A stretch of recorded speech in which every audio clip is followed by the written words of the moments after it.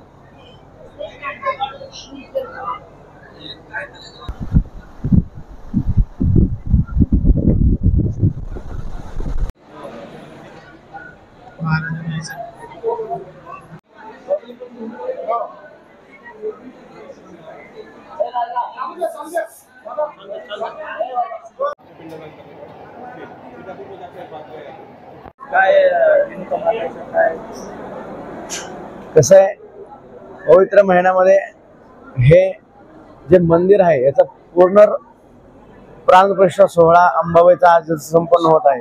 मंदिराचा जीर्णोद्धार झालेला आहे। मंदिराचं 5 वर्षापूर्वी जीर्णोद्धारासाठी बांधकामासाठी हे मंदिर काढलं होतं, तर आज ते संपूर्ण आज गेलेले आहे आणि आज मूर्तीची प्राणप्रतिष्ठा पुनर्प्राणप्रतिष्ठा झालेली आहे। तसं मंदिराची स्थापना 1996 साली झालेली आहे।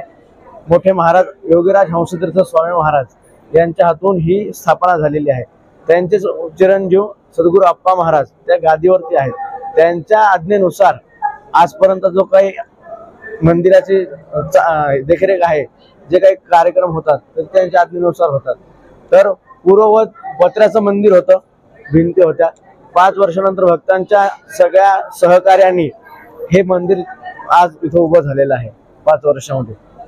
आणि आज पवित्र महिन्यामध्ये, श्रावण महिन्यामध्ये भगवती रेणुका मातेची इथं प्राणप्रतिष्ठा झालेली आहे।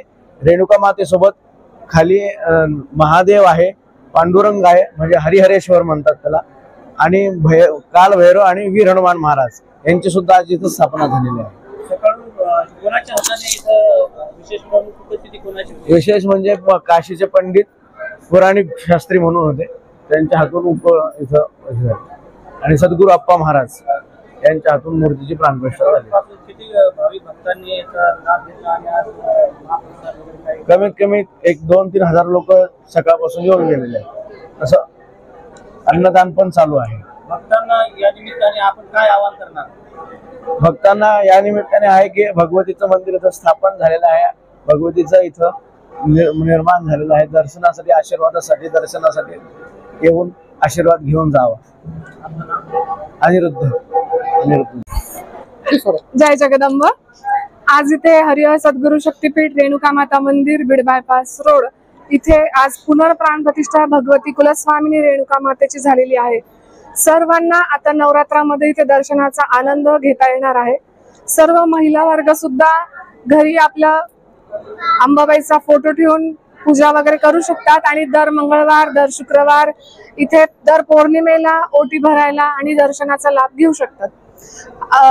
योगीराज हंसतीर्थ स्वामी महाराज यांचं स्वप्नपूर्ती असलेलं हे मंदिर आज श्रावण महिना, श्रावणाच्या सोमवारी सर्व भक्त मंडळींना दर्शनासाठी खुले झाले आहे।